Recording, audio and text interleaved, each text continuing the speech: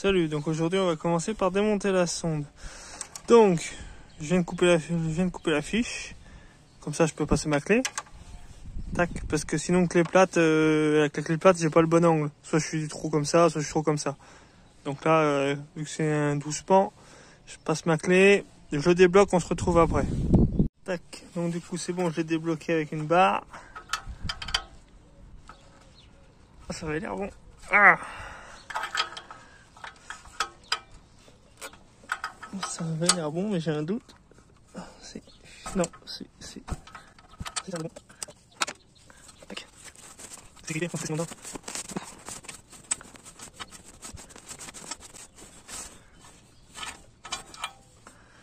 Hop là, oula, bah.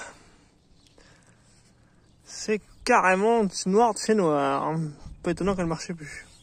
Du coup, pour la défaire, j'ai pas pu vous filmer parce qu'en fait, vous voyez, donc à la base c'est comme ça. Donc il faut prendre un tournevis, passer là, tac, vous écartez la patte. Enfin, vous écartez la patte comme ça, là, vous tirez dessus. Et comme ça, après, vous pouvez retirer votre fiche. Mais j'ai pas pu vous faire voir parce que c'est impossible à filmer et à mettre le tournevis et tout ça en même temps. Du coup, j'ai mis ma batterie à charger parce que même si je change la sonde, si je peux pas la démarrer, je pourrais pas voir si ça va bien ou pas. Donc comme ça, batterie à charger. Ce soir, je remonte la sonde et on démarre, voir ce que ça donne. Bon, on ouvre ça. Bon, on enlève le capuchon. Normalement, ça se dévisse. Après, on peut tirer dessus. On pose.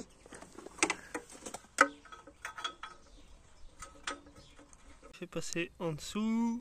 Il revient par là. Il revient en dessous. Et après, du coup, il est là. Donc après, moi, je suis sur la corde là. Et refixer. Bon, c'est l'heure de vérité. On va voir si ça tourne mieux. C'est pas... Je remarque pas trop de différence.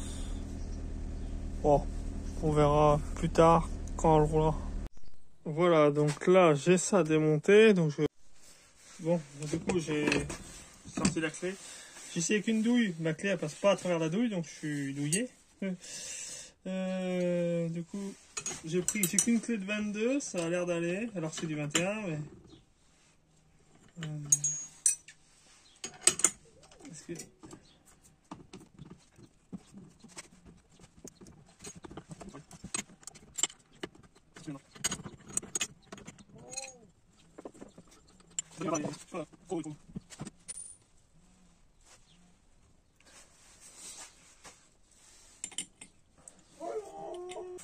Ça là, s'il est quand même bien, enfin,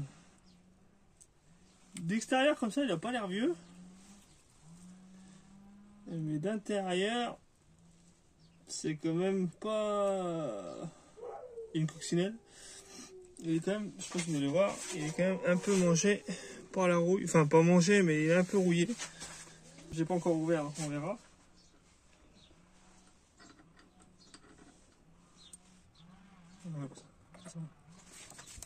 Ça va au-dessus, ça.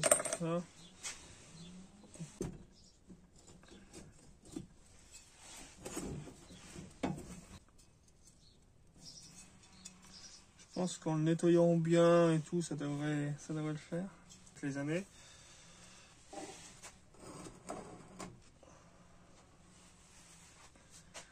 Ça.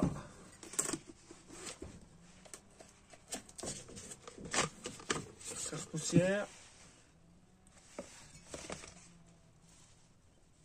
Bon, il est gras, mais bon, ça c'est normal. Donc, bah là, oui. Ah.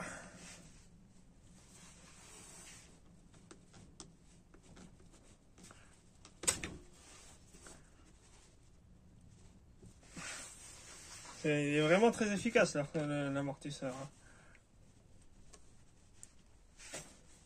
Il bouge pas. Tac. Bon bah, je vais essayer de nettoyer ça un peu. Bon, du coup, j'ai commencé à tout poncer. Et bon, là je me disais, bon, ça, en ponçant bien et tout, en repeignant, ça se verra pas, machin. Mais là, vraiment, là, le long.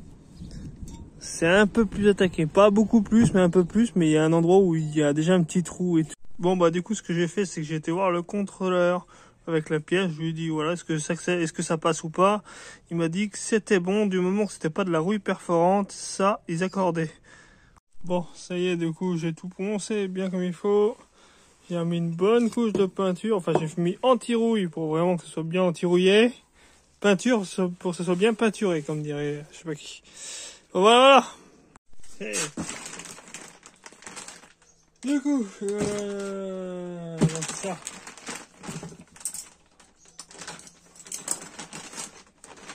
Tac. C'est la même, mais pas de raison. Ça, c'est un truc un peu classique, hein.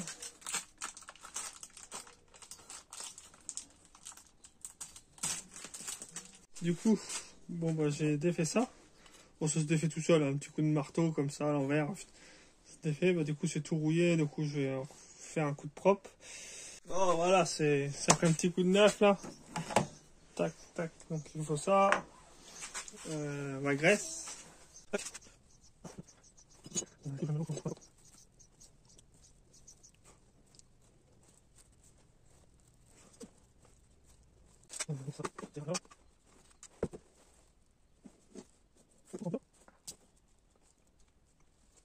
Du coup, tac.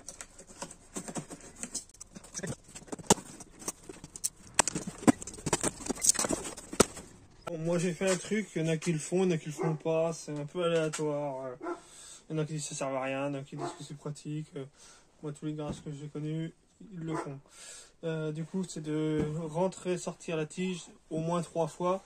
On dit que ça permet de tout bien lubrifier. Je trouve que ça ne l'est pas.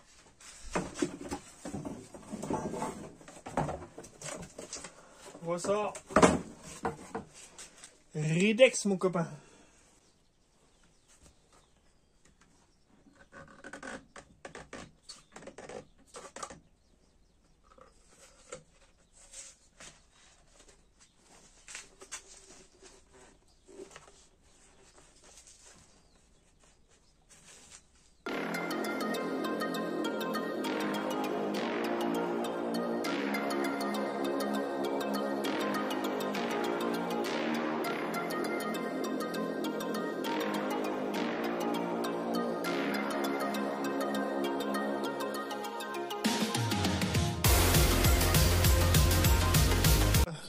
Donc du coup je voulais le remboîter et j'avais pas démonté le reste.